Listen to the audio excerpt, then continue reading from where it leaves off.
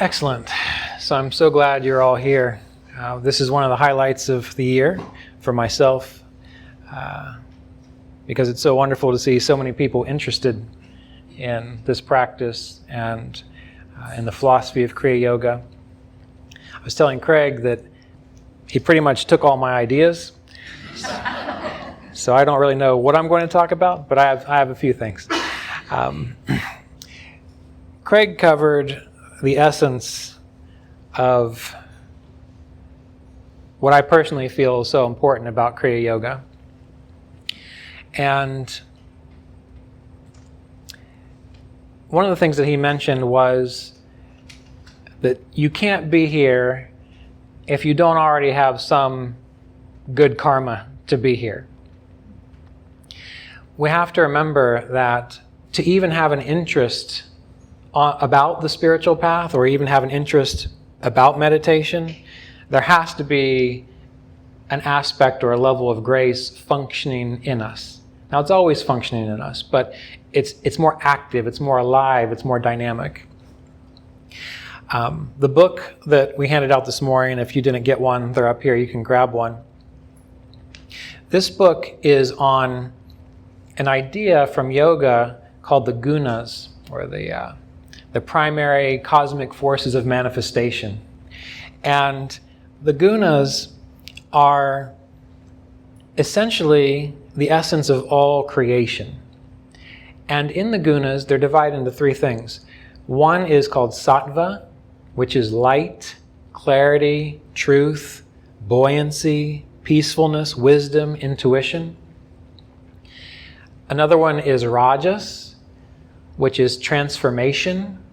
It is change, it is energy, it is becoming. And there is Tamas, which is often translated as darkness and heaviness, but really Tamas is form, structure. So for example, you could not have a physical body if there was not Tamas. Your body is held together. It limits things. So it limits your experience. And these three energies, these three cosmic powers allow us to have this experience in life. And Sattva, truth, buoyancy, openness, clarity, that is a power of grace. That is the power of divinity. That is the realm of the angels, the devas, the divine realm. Rajas is said to be a realm of human beings, because human beings, they're becoming. They're always becoming. They're becoming something new. They're changing. They're transforming.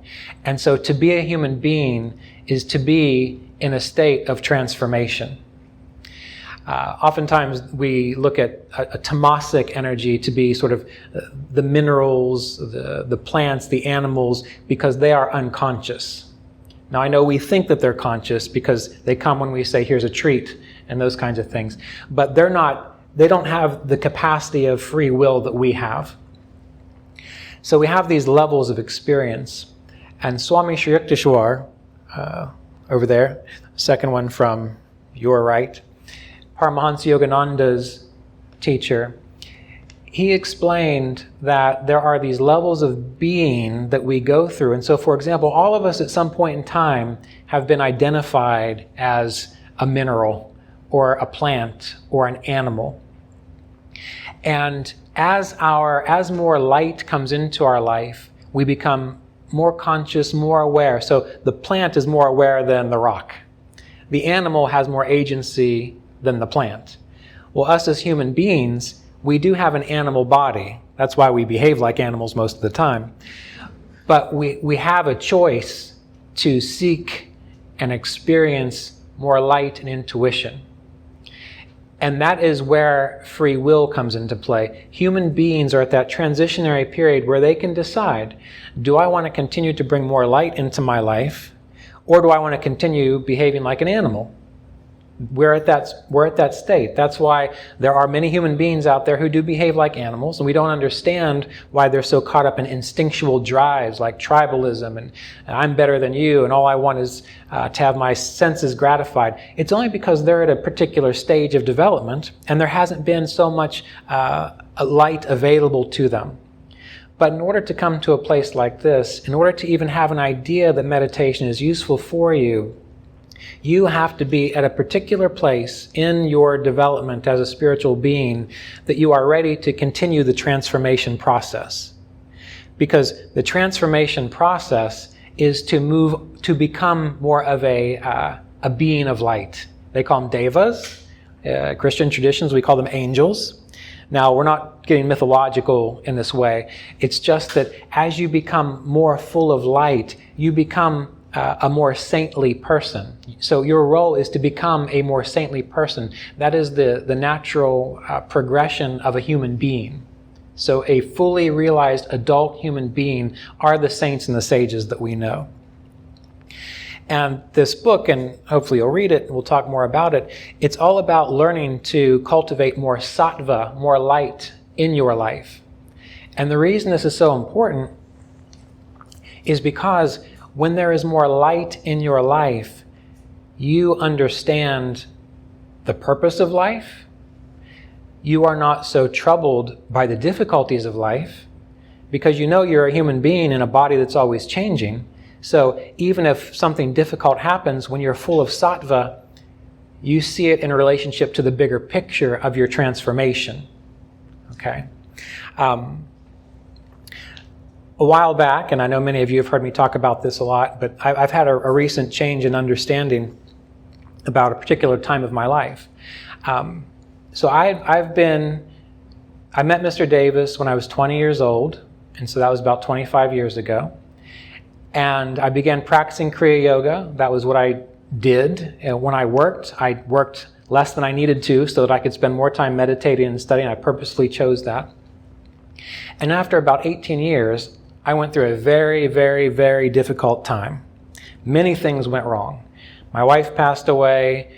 9 months later, my guru passed away. A month before that, my house was destroyed. A few months after that, I had to have a medical procedure that was very expensive and could have been debilitating for me. A little while after that, I almost died. All of this happened in a very short amount of time. But you know what also happened in that short amount of time? A lot of good things. And at the time, I was very raw about it. And I couldn't understand what was going on. I thought to myself, it's like God is going around and stabbing me. But after he stabs me, he says, here's an ice cream cone.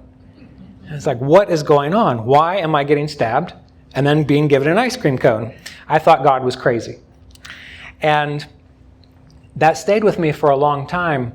But eventually, after a few years and some counseling, I realized this, that as a human being, we're going through our lives to move through the karmas that keep us from knowing the inner light. And so, for example, for me, I had to go through a karma of losing a spouse that I was with since I was 16 years old. And now I talk about it fairly okay. But at the time, what it felt like was someone took a mountain and they put it on top of me, and they just didn't squish me. They started real slow, just kind of grinding me down, and they went so far, not to where I was dying, but where I really wanted to die for a really long time. They just kept, but they wouldn't kill me. And I thought, come on, just get it over with, right? But then that happened. And for some weird reason, I ended up being introduced to my high school crush, who I hadn't had any contact with for those many years, who just also happened to be into meditation and vegetarianism and the exact same things that I had been interested in. And I realized that I had to let go of a certain aspect of myself. I had to go through that grief. I had to go through that pain for my own karmic cleansing, I guess you could say. But then what was being provided for me was grace to let me know that I was still supported, right?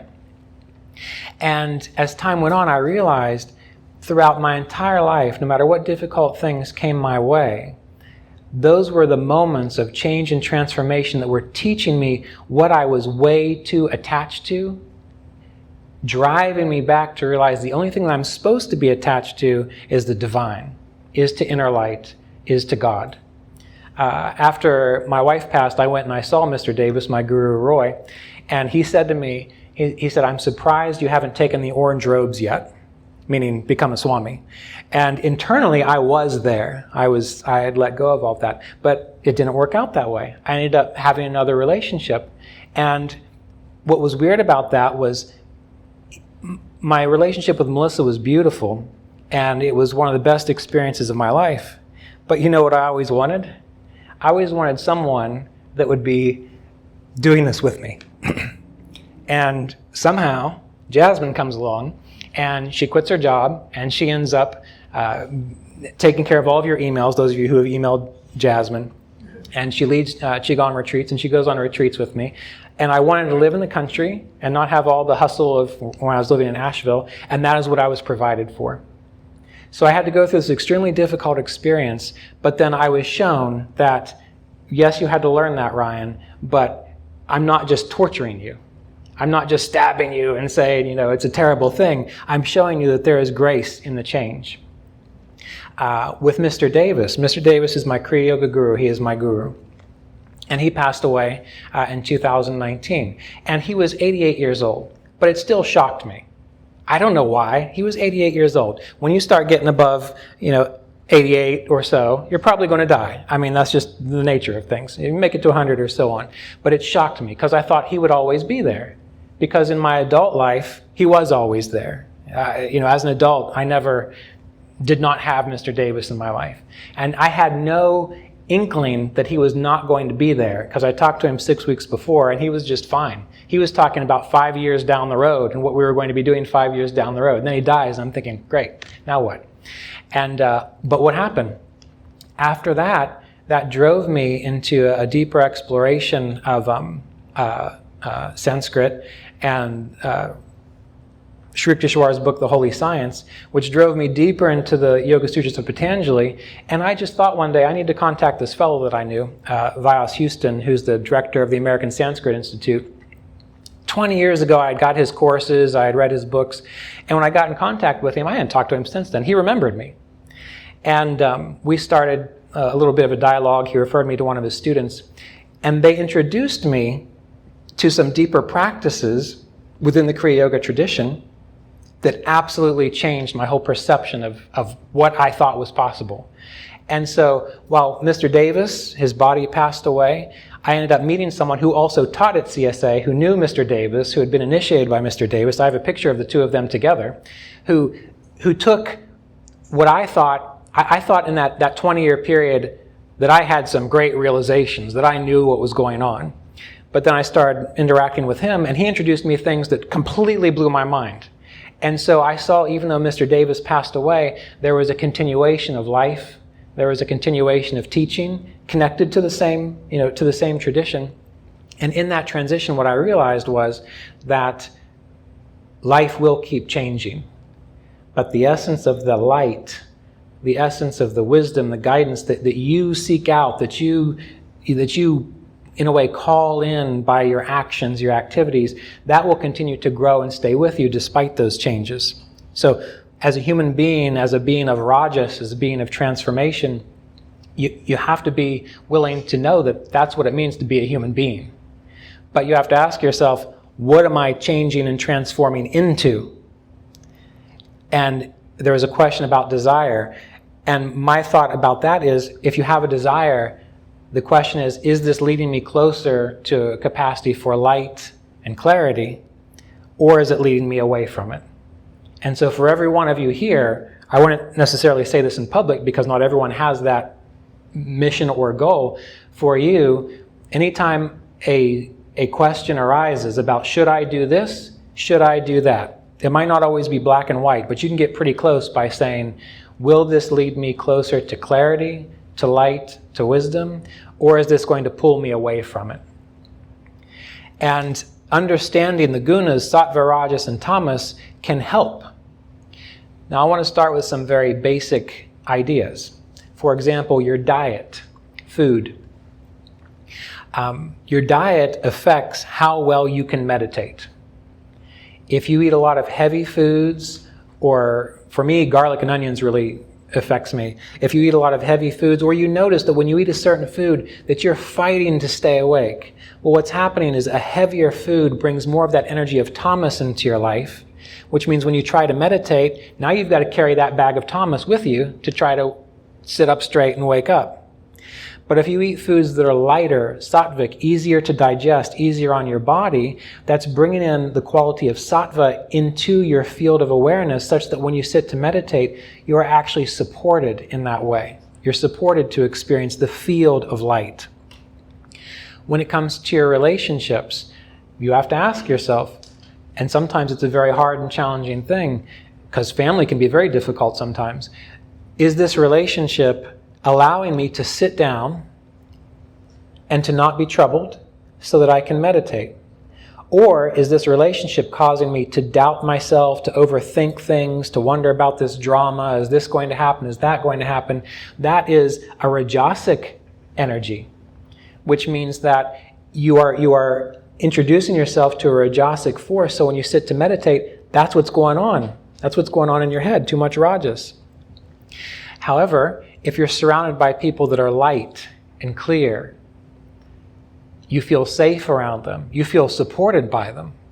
When you sit down to meditate, you're not thinking at all about these people because you know everything's okay, so it makes it much easier for you to go within.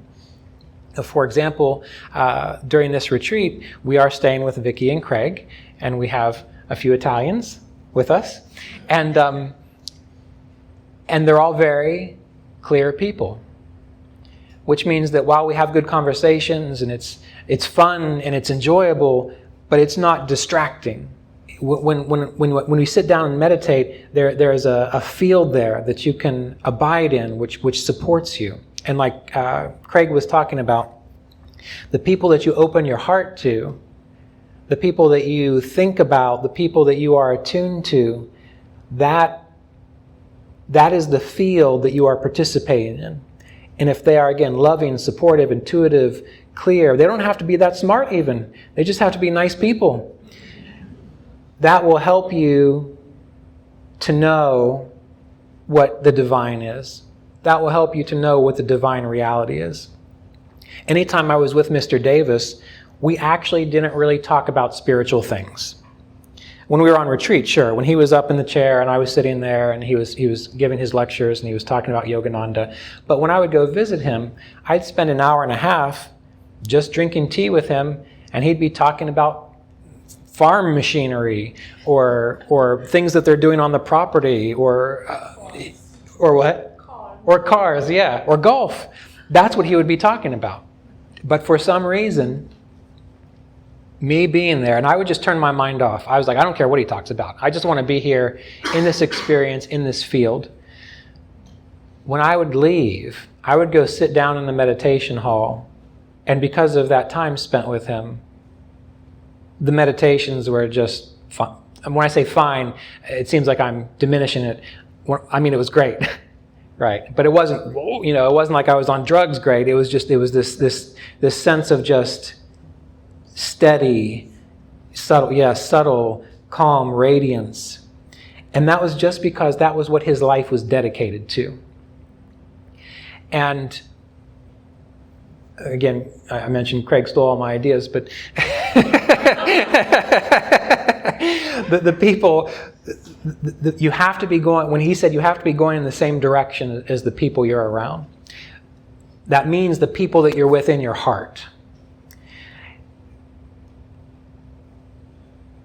Because if you want to know spiritual things, if you want to have greater wisdom and light and clarity, you have to bring yourself into that field. And everything is a choice. So if you want to be angry, or if you want to be depressed, or if you want to be bitter about something, that's not a field of light. You're going to stay confused if that's what you want.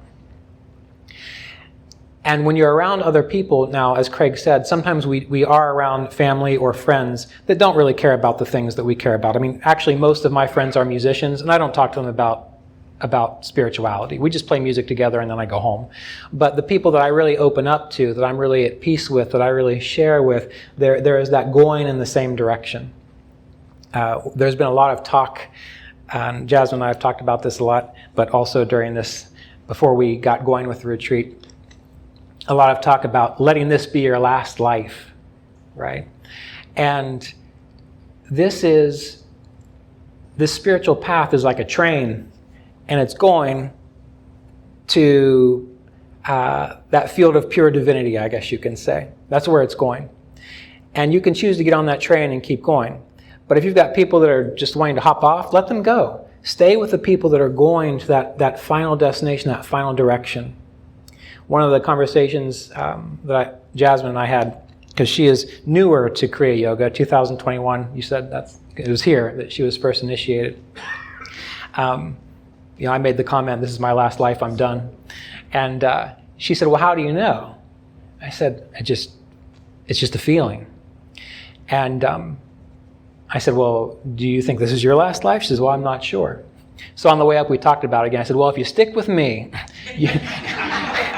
that's where we're going. And if anything else, we'll at least get you to Satya Loka. we'll at least get you to the Satya Yuga, where it's pretty clear, right? So we'll at least get you that far. And I feel that is true, that sometimes while we can't, like for example, I would not say, I'm just going to hang around Mr. Davis and then I will wake up. I'm still going to have to do all the work. But I know that if I'm in the field of Mr. Davis, I'm in the field of the Kriya lineage, I'm in the field of others. If I'm in the field of others who are moving in that direction, I still have to keep walking that way myself, but the momentum is going to pull me, so I'm going to move quicker. And again, it all comes down to you need to pay attention to the sattvic field that you are generating. And in the Yoga Sutras of Patanjali, yes, the focus is on kaivalya, which is enlightenment, it's liberation. And it is on practicing harmlessness and truthfulness and contentment and so on. And there are meditation techniques. But all of those practices essentially are to bring more light in your life so that you can see where you're going spiritually. That's what it comes down to. And I'm going to try to explain this. Imagine that you want to know God, you want to know the divine, but you're still pretty heavy. You're still very kind of caught up in worldly things. Well, you want to know it, and it might be like you just have one candle lit. At least you've got one candle lit, so that's good. And there's a huge room, and it's dark, and you can't really see a whole lot, but you can see a little bit wherever you move that candle. And somewhere in that room there is a door that you can go through where then you can walk into that radiant field, into that radiant light. Well, if you've got one candle, and let's say that's the practice of harmlessness, you're trying to be kind to others. That's a good start. Well, now let's imagine that you see another candle and you pick it up, and this candle is truthfulness, being truthful. And so you can light that candle, and now you're being harmless, you're being truthful, and so you've got two candles. And that's more light to see where you're going in this process. You can see, I don't want to go over there, that's worse. You can see, I want to go in this direction, the path is clear. And you keep going, and maybe then you find a candle, and it's brahmacharya, it's conserving your vital resources. It's realizing that you have to choose to conserve your energy so that you can meditate better with clarity, being awake. Well, now you've got 3 candles. And eventually you start lighting candles as you go, and eventually the whole room becomes illuminated. And when the whole room becomes illuminated, it's full of sattva, it's full of light. Now you can look around, and you're not going to run into things, you're not going to get confused, you're not going to get lost. You can see the path ahead of you. Do you understand this analogy I'm trying to make? And often when we see or we know someone who's been on the spiritual path for a long time, and it seems like they're really intuitive and they're really wise, it's only because they've got more candles lit. They can just see it more clearly. There's more light, there's more of that sense of radiance, divinity there. And you have to remember this. You absolutely can do that and are doing that right now. I almost started out this talk by saying, don't you know that you are a temple or a shrine of divine light? I almost started with that. But I realize that a lot of you have self-esteem issues. And if I told you that, you'd say, oh, no, not me. I'm not a temple of divine light. And then you'd shut down. You wouldn't listen to me anymore. You are that. And the yogi, the enlightened yogi, the enlightened sage, they know that. And it's not an ego thing. It's just that they have grown. They have grown as a human being into what they're supposed to grow into, which is radiance, which is light. And when that happens, then when you hear a yogi or a saint talk and they say, love your neighbor, you know why you're supposed to love your neighbor. Not because it's a moral imperative that you love your neighbor and you're a bad person if you don't. You know that you should love your neighbor because you are your neighbor. Like you feel it. It's like, don't stab your finger, right? You know not to do that because that's part of you, right? And this focus on sattva, I wanted to talk about this because no matter where you are on your spiritual path, whether you're an advanced yogi who can go into the depths of samadhi in an instant, or whether you're just getting started, no matter where you are, cultivation of sattva will help you. Because ultimately what we're doing with yoga is we are creating so much sattva in our life that then we realize we are a part of divinity, Divine Mother, that we are attuned to it. It is us, it flows through us. But then eventually that becomes so strong, but you still have to let go of sattva too. You have to let go of that identification with being a sattvic person. But you can't just skip to that. And the way I've always described it, and I know many of you have heard this before, it's like if you've been raised by parents that are thoughtful, kind, strong, healthy people, that's like sattva, having parents that are healthy, kind, strong, and thoughtful. And so they're raising you so that when you turn 18, you say, see you later, Mom and Dad, I'm ready to go. And you're happy about it. You're strong. You feel like you can now go on the adventure of life. And you're not thinking, oh, I can't leave my family. There's not this clinginess. When you're raised by parents that are a little neurotic or anxiety producing, or they don't want to see you thrive, they need your attention, they're not trying to make you into a strong adult that can be healthy and happy without them. That's not sattva. But if you have parents that are raising you to be strong, then when it comes time to leave the house, you're not concerned. I'm ready. And you go. So the whole purpose of yoga is to create this sattva in you so that you see the light, you see the clarity, and then when that moment comes, when it's time for transcendence, you say, okay, there you go.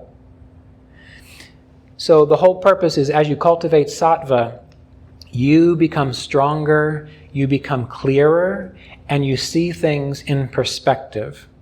Now, I started out talking about the difficult experiences I went through, and that brings up the idea of karma.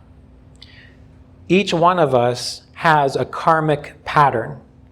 And Gayatri is going to speak about this a little bit when she talks about astrology, because astrology reveals to you your unique karmic pattern, which is the stuff you have to go through in this life.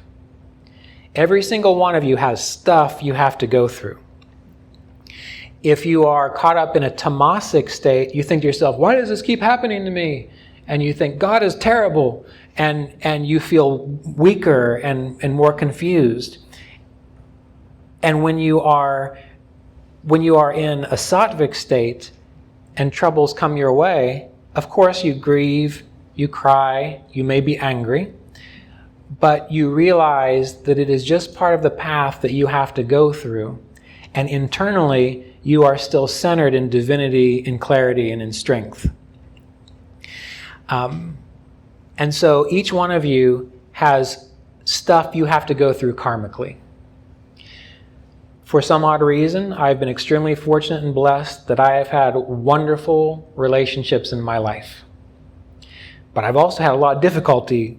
So my karma is some difficult things, but also some good things. Just like you guys have some good things, but you also have some difficult things. And in my experience, every single thing that has been challenging to me has been an indication of what I needed to learn to have more light, even down to the annoying neighbor that I have. That guy drove me crazy. But every time he drove me crazy, I actually took it, not always, I eventually took it as an opportunity to see, why is he irritating me so much? And I swear to you, even in that moment, I thought, thank you. After I got the idea, after I realized it, after it became clear to me, I realized, I'm glad he's my neighbor. It's weird. It's a strange place to be in. But when you can start to see that, then you realize that your whole life, if you choose, is actually a complete and total opportunity for grace. In the yogic philosophy that I spend a lot of time dealing with, it's called Sankhya philosophy.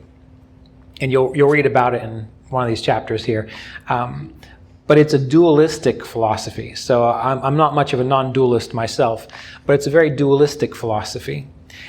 And that's fine. If you don't like it, that's okay. But it has this idea that there is the seer self, what you would call God, free, without characteristics, but then there is nature, prakriti, and I see that as Mother Nature, as the body of God which supports you in this life.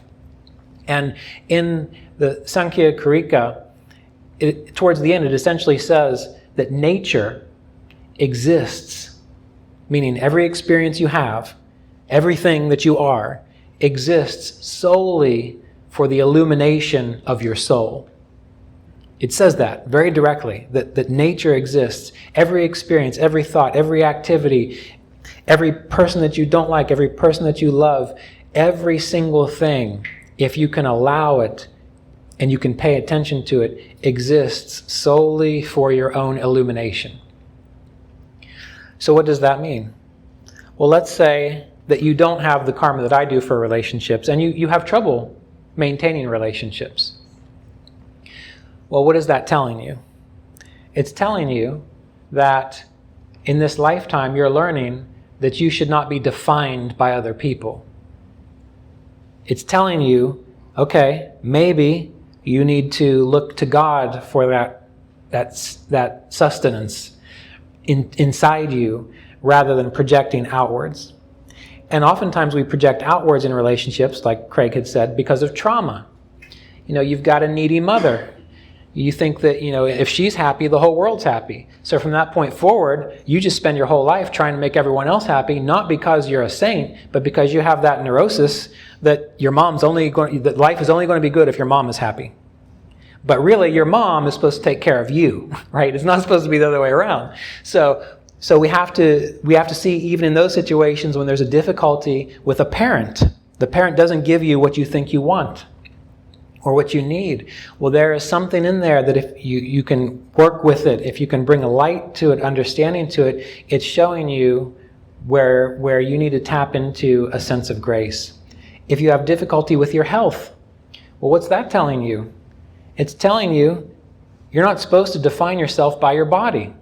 Now, you do need to take care of your body, but if you take care of your body and it still goes south, okay, well, that's a very clear indication that part of your path in life is to somehow find a way to figure out, well, if I'm not my body, well, what am I? And that drives you inward. You understand where I'm going with this?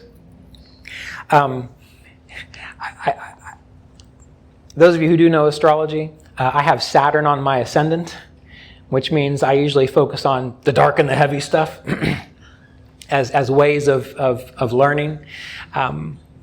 But to consider Paramahansa Yogananda and Ramana Maharshi. Paramahansa Yogananda visited Ramana Maharshi, and does anyone know what question Paramahansa Yogananda asked Ramana Maharshi? Anyone? What's that? No, this is the one about suffering. Yes, that's another one. But Paramahansa Yogananda asked Ramana Maharshi, why does God allow suffering in the world? That's what Paramahansa Yogananda asked Ramana Maharshi. And Ramana Maharshi said, essentially the same kind of thing that he always said, well, who is it that wants to know that? What is the self that wants to know that? But eventually, Yogananda asked again, and Ramana Maharshi said, it's the way. It is just the way. Suffering is the way. And that's a hard thing to swallow. But those of you who might be Catholic or Christian, I think we have a very famous person who did a lot of suffering, showing that that was the way. And I jokingly talked about this with Craig, but I've done other retreats too. The more I've gotten into the deeper philosophy of yoga, the more Catholic I become. It's true.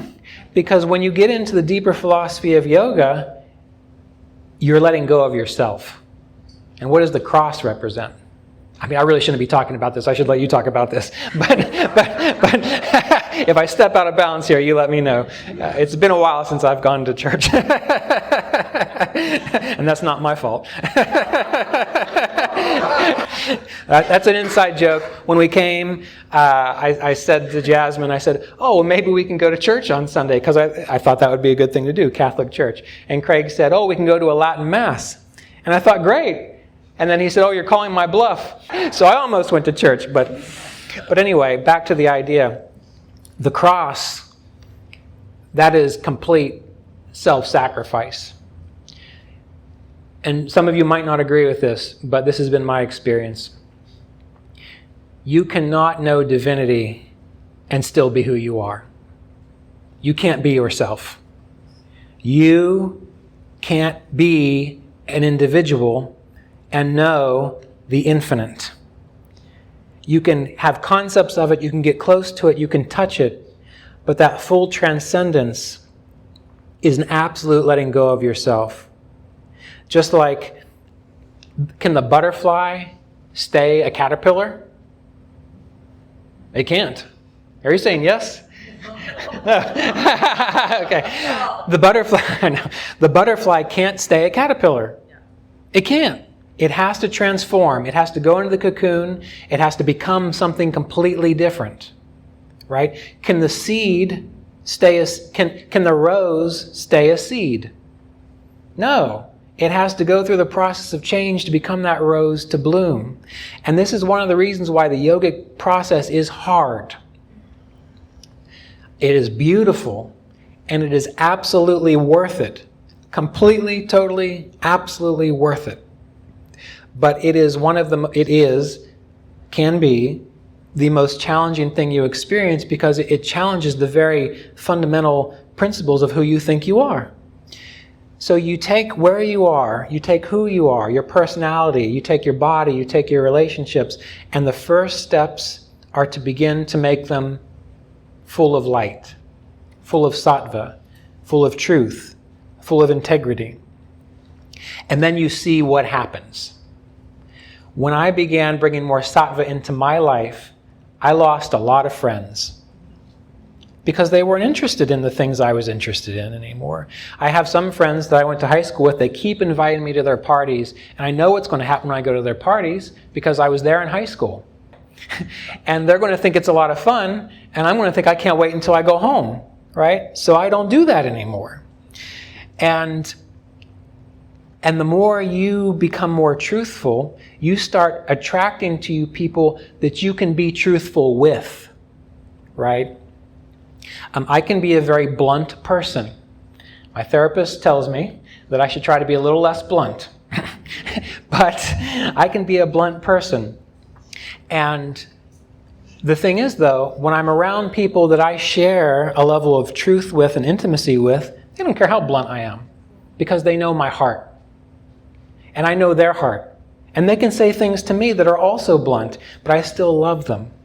So when I'm describing this level of truthfulness and intimacy and connection and sattva, I'm not saying that we're all wandering around acting like we're just so nice and friendly all the time. I mean, you can if that's your personality. Really, that's fine. But you can still be, you can just be a normal person and still have that light, that wisdom, that clarity.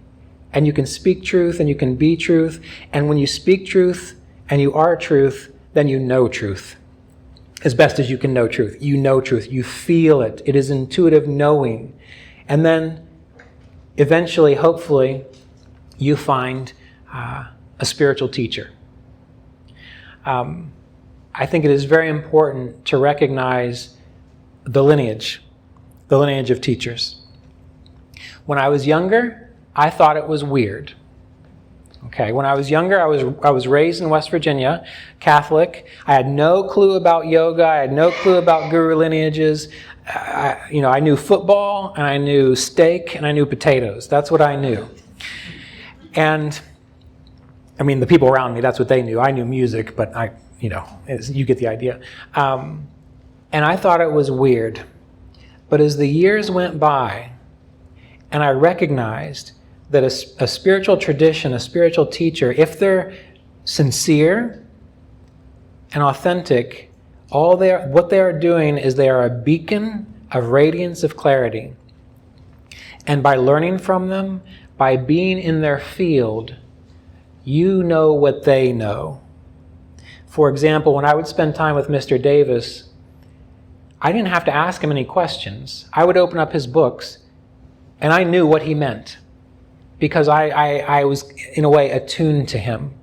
After he passed, and again, I began working with Vyas Houston with the Yoga Sutras, I was learning things that were so far out of I could not grasp them, I could not comprehend them. It was like when you're in a car, and you've got something in your back seat, and you're trying to reach it, and you're like, you can't quite reach it, but if you try a little harder, you can. I felt that way for a long time, but he encouraged me. And I knew in my heart that if I kept studying, if I kept doing this, that I would get it. And eventually, after going through these practices so many times, things started to become clear to me. I started to have understanding. And I had sent some feedback forms that I took from students to him because I'd been teaching a process that he shared with me. And I said, I just want you to see how these students are benefiting from what you've shared with me. Like, they are experiencing exactly what I experienced, what you told me I would experience, which Roy talked about. I just wanted you to see that. And he wrote to me and he said, well, I think that's because you're just a good teacher. And that's possible, but my feeling was that's not it. It was because he knew it so well. He was so clear about what this process meant, and Roy was, the lineage was, that I would not have been able to have understood it or gotten it had I not been learning from someone who also understood it and got it. And then the students that I taught, they would not have got it, because it amazes me to see their responses. They would not have got it if they had not had that connection. Do you understand what I'm trying to say here? It's really complicated and a little hard to discuss, but there is like a field that you participate in. And when you are learning in a living, dynamic field, one that you can actually engage in, meaning I had access to Roy to ask questions if I needed to. I could be with him, I could meditate with him. I had access to my, what do they call a secondary guru? Is that an upa guru? Is that what they call that? Something like that. My secondary guru, my upa guru, if I hadn't had access to him, I would not have gotten it as well. And if you can just let that be a possibility for you, then I guarantee it is absolutely possible to know inner light, to have a sense of inner intuition, inner guidance. It is absolutely possible to know and feel that you are radiance, that you are divinity, and it's not going to be a weird mind trip where you're a special person because of it. You just know that it is a natural expression of being alive as a mature human. And then life begins to, I want to say it makes sense, but it's more like life becomes alive. Like you're really in it, in the way that when you're in a really good relationship, when you love someone and that person loves you, you're always growing together. As that person changes, you grow and you evolve, versus a relationship where it stagnates. And you're just kind of going through the motions and it's not really alive. Life becomes alive. And then when you meditate, your meditations become alive. And I know some of you can relate to this. Maybe in the beginning, in the first few years, all you're doing is just,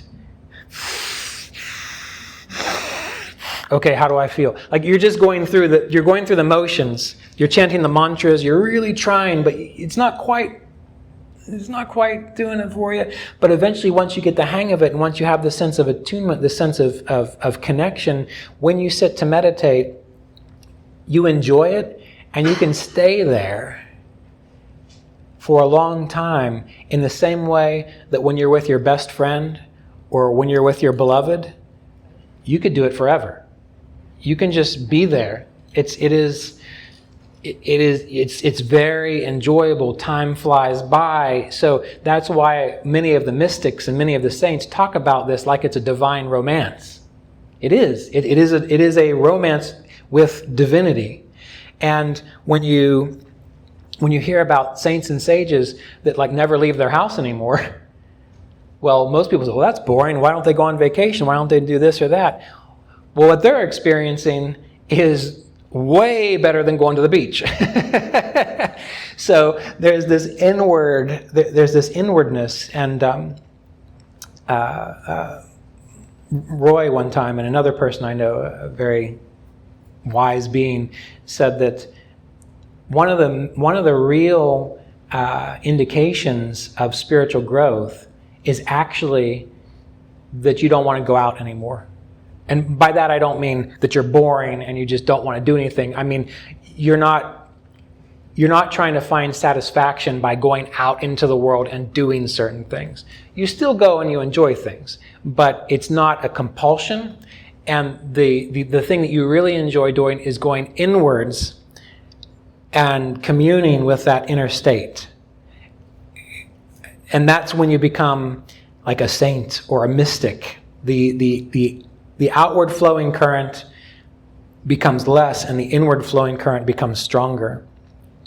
And when that inward flowing current becomes stronger, your karma starts to fade.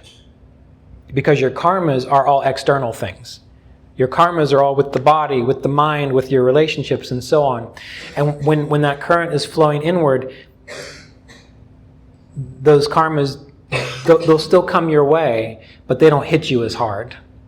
And they don't knock you off as much, because you know what the important thing is this inward flow. And again, when you read the book, you'll read more about that inward and that outward flow.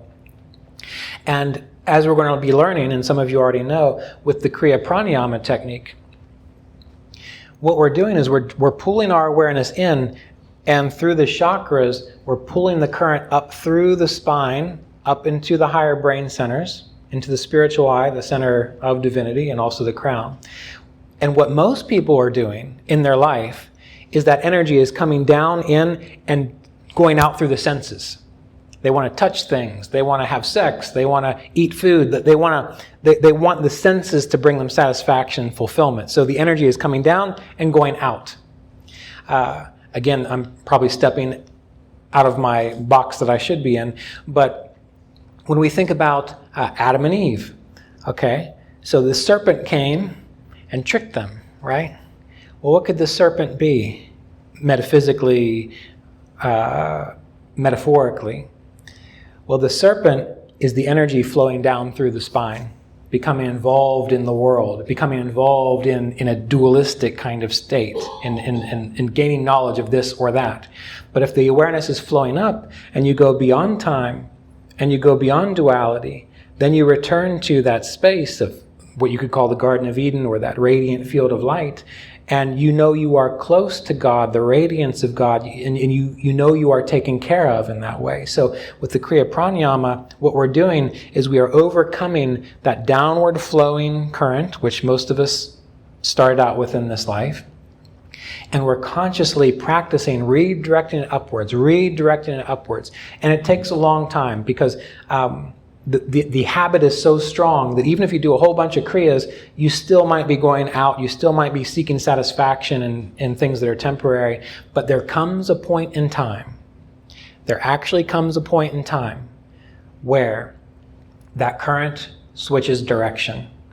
The habit moves from moving down and out into the world to inward, into spirit, internalized, inner self-realization. And then when you close your eyes and you meditate, you don't have to do kriyas anymore, because all you need to do is feel the current, because it's already going up. It's already going back to that.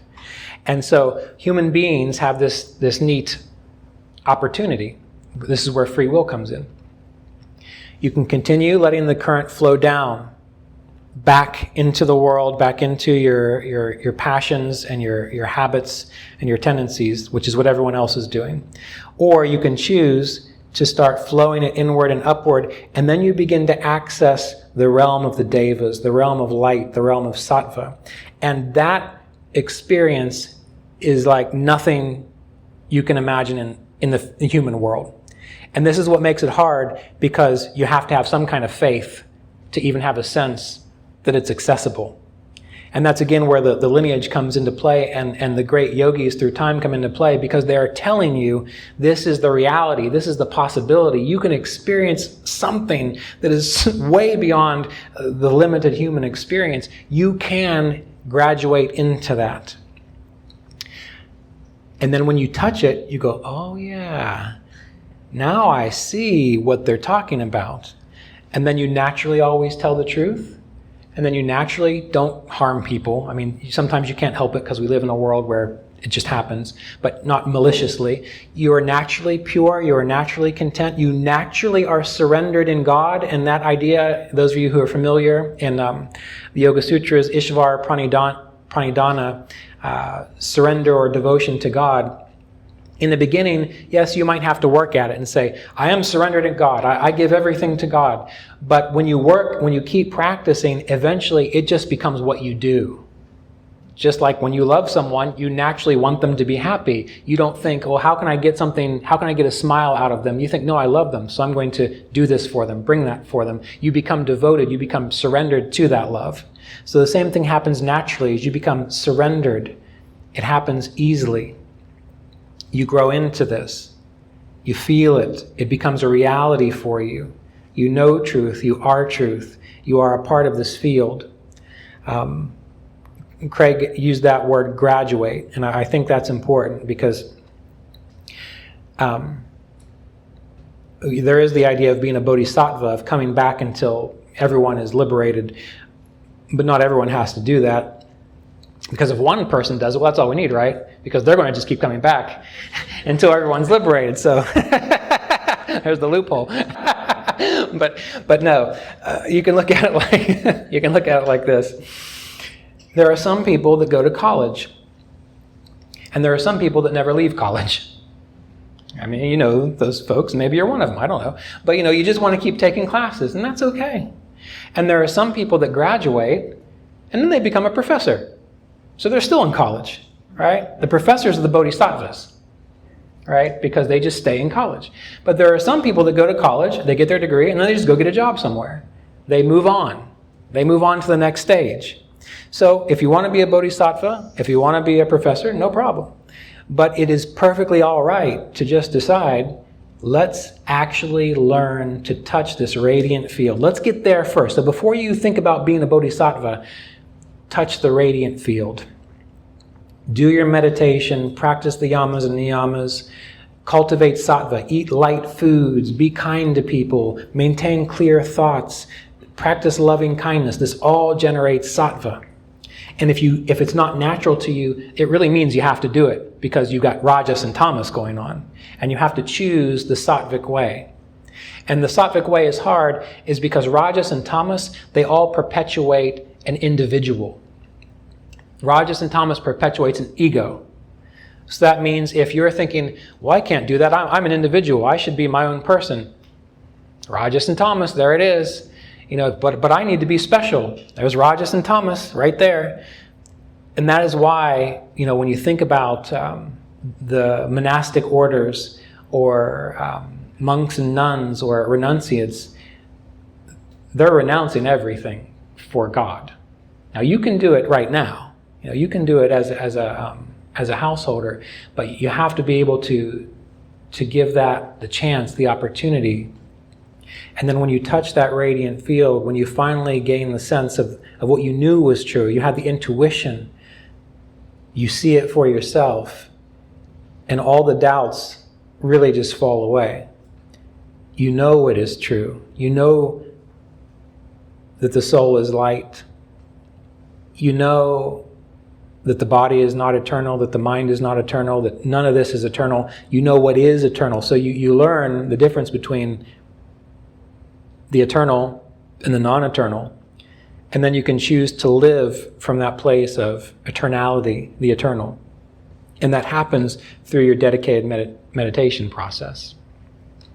And non-attachment is extremely important because, again, like I said, the butterfly can't stay the caterpillar. Imagine what would happen if the butterfly kept trying to hang on to being a caterpillar. We would have no butterflies, right? And we need to have some butterflies for many reasons, but we need to have some butterflies. And we have to really look at this capacity for attachment. Attachment doesn't mean you don't have love in your life. It doesn't mean you don't have good things in your life. It just means you're not attached to them, right? And recycling back to the initial story, I was absolutely attached to my wife, Melissa. I was absolutely attached to Mr. Davis. But I learned that by letting go of that attachment, God came through again in other ways. And I learned that I did not have to be attached to those forms and those bodies.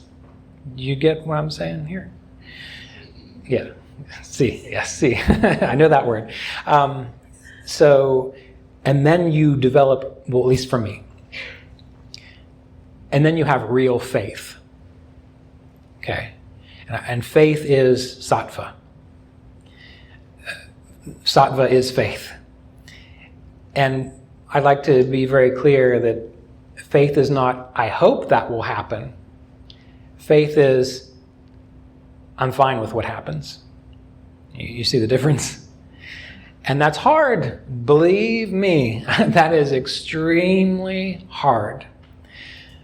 But if you can just try to, where you are right now, rather than go through the experience I went through where I just got kicked and smacked around and crushed, I don't recommend it.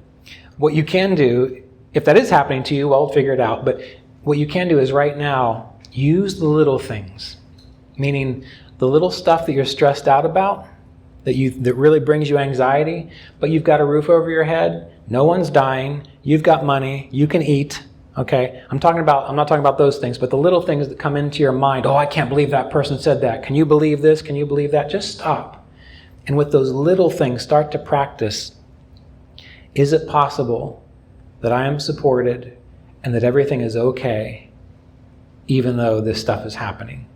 Just start with the little things.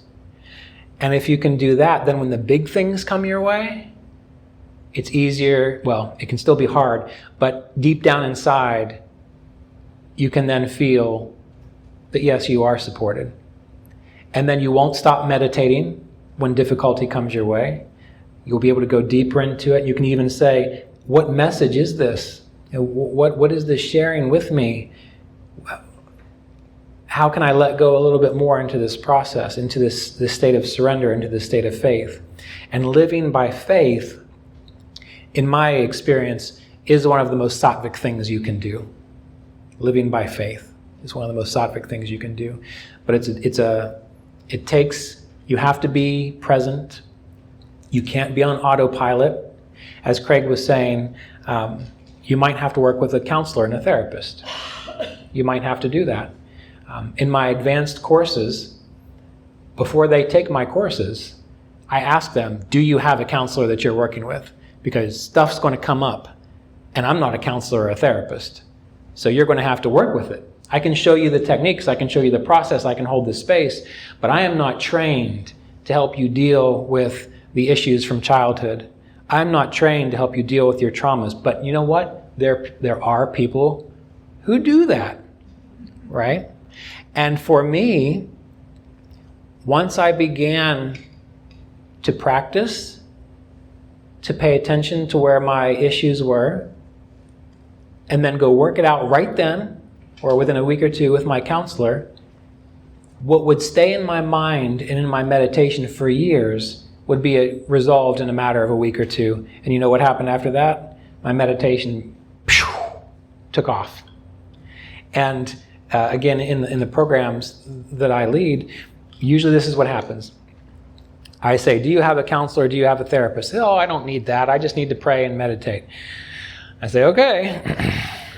I say, but you should probably do that. And they say, well, I've been in therapy. I'm fine. This won't be any problem whatsoever. And I say, all right, okay, sure. I just let them have their ideas, because I learned that arguing really doesn't help. And then they'll say, well, I'm going through this difficult time. And I'll say, oh, do you have a therapist or a counselor? And I say, oh, it'll pass. And then what happens is eventually they say, okay, Ryan mentioned I should do this. And almost every single one of them comes back, every single one of them comes back and says, I worked through that. And this thing I was wrestling with for like 6 months to a year, wow, we resolved it in about 3 weeks or so. I have other stuff I have to work on, but my meditations just took off because all that psychic energy that I was trying to block and wrestle through went away. And then when you sit down and meditate, the spiritual path is real. Just think about this on your own. I'm not going to ask you to raise your hands. But how many of you, I know you're here and I know we're meditating together, but how many of you, don't raise your hands, really feel that this stuff is real? Just think about it. How many of you are just hoping that it's real? Okay. Now, hopefully most of you do know that it's real. But what I want to encourage you to know is that it is real. It takes hard work. It takes discipline. And it takes love. Mostly it takes love. But what else in life is any different? It's funny because we're talking about enlightenment. And it's almost like people think enlightenment should be easier than having a good relationship. They think enlightenment should be easier than building a successful business. Why? One of our participants in the audience, he's been with us many times, but he has a wife who's studying physics. And when I say, what does she do while you're gone? He's like, that's all she does is study physics. That's all she does for her master's program or PhD program is study physics. What makes you think enlightenment should be any different than that? Right? We're talking about physics. Well, that's something. But the spiritual path, why would it be less than that? I'm trying to inspire you. This is my way of trying to inspire you. I'm trying to inspire you. I'm trying to let you know that that inner field of clarity, that inner field of radiance, the sattvic way of living is absolutely accessible to you. But you have to take it seriously, and you have to allow your life to support it, in the sense that rather than fighting your life, you look at your life. You can observe your life, and each little thing within your life will give you insight into what you need to grow. You as an individual, because all of us are different. And when you start doing that, sattva begins to, another candle has been lit. Because the other thing that sattva is awareness. Awareness. For example, let's say you're a smoker. You like smoking. Okay. Well, everyone tells you shouldn't smoke. And that's probably good that you don't. But if you're a smoker and you know you should quit, but you love it, and you just say, I love smoking. First of all, you've got the awareness that you should quit, but you also have the awareness of the truth that you actually love it. Something about you loves it. And in the speaking of that truth, a truth comes out, light comes in, and what's going to happen is the more light comes into your life, the more you just admit the fact of the matter. Like, I love pizza, right? I'm on day 23 of eating pizza every day. Can you imagine it? I'll tell you that story in a minute. But what happens is, if there's something that you're doing that you know is wrong, but you love it, and you just admit that. You just say, you know what? I know it's wrong, but I love it. You bring awareness, you bring truth, And every single time you bring more truth into your life, eventually the energy of truth is going to grow stronger. The energy of sattva is going to go stronger. And one day, you're going to know that smoking is not good for you, for real. And you're not going to like it anymore. And the truth will be, I don't like it. And then you just put it down. So engaging awareness, engaging truth, admitting the facts of things, admitting the truth of things, even if they're things that aren't necessarily so great. When you admit that, more light, more awareness, more truth comes in. And then eventually truth grows so strong that now you actually start making choices which are in line with higher awareness, greater clarity, and so on. And it all starts with just the awareness of where you are right now, what your life situation is right now. You don't have to make radical changes, because if you make a radical change, they're not going to last. If you just bring in the awareness, this is where I am, this is where I want to go, that slowly starts rolling the ball towards more and more sattva until it grows so strong you can't resist it anymore. It's so strong you can't resist it. I'll tell my pizza story and then we'll have questions. Just a few. So Jasmine's going to say I'm a liar here, I think. Because she's good about truth. So I ate pizza 3 days in a row. I had a surgery and I was feeling like, I just want to have some nice comfort food. So I ate pizza 3 days in a row. And she says to me, how many days do you think you can eat pizza before you got tired of it? And I said, challenge accepted. As she tells it, she wasn't actually challenging me, but I thought it was a good challenge. So it's been 23 days now, and I've had pizza every single day, and I still love it.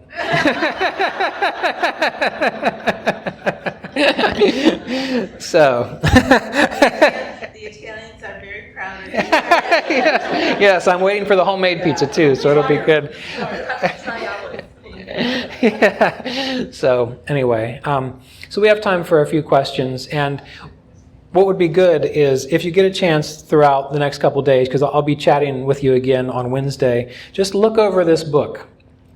Skim through the chapters, see what might stick out to you, read through it. This was actually a class that I did, so it goes in a progressive order, and it will help give you insight into more of what I mean by cultivating sattva, what sattva is, and why it's so important in your yogic lifestyle.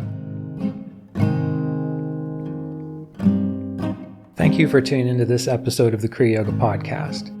To learn more about Kriya Yoga meditation, you can visit us at kriyayogaonline.com, where you can find information about current book releases, online classes, and in-person retreats throughout the year. If you're interested in supporting this podcast, visit us at the Kriya Yoga Online Patreon community at patreon.com/Kriya Yoga.